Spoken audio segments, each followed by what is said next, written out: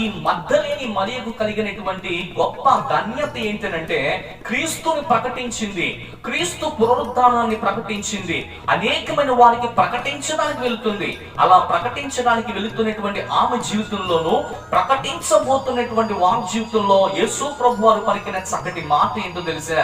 మీ అందరికీ శుభం. ప్రియ దేవుని బిడ్డలారా, ఈ రోజున నేటి ప్రపంచంలో చాలా మంది ఈ శుభవచనాన్ని ఒకవేళ లెక్క చేయడం లేదేమో, యేసు పుట్టినటువంటి శుభవచనాన్ని లెక్క చేయడం లేదో, యేసు క్రీస్తు ప్రభు వారు మన కొరకు చనిపోయారనేటువంటి శుభవచనం ఒకవేళ నువ్వు లెక్క చేయడం లేదేమో, యేసు నీ కొరకు మరణించాడు, ఆయన నీ కొరకు తిరిగి లేచాడు, ఆయన మరొకసారి త్వరగా వస్తున్నాడు అనేటువంటి శుభవచనాన్ని ఈ రోజున నీ వింటున్నటువంటి దానువుగా, ఒకవేళ వింటున్నటువంటి వాడుగా ఉండగలిగితే ఈ యొక్క సమయంలో ప్రియమైన బిడ్డలారా, యేసు నీకు కూడా శుభాలు తెలియచేయడానికి ఇష్టపడుతున్నాడు. నీ కుటుంబం మీద శుభం వస్తుంది, నీ సంఘం మీదకు శుభం వస్తుంది, నీ కుటుంబం సభ్యులందరి మీద శుభం కలుగుతుంది.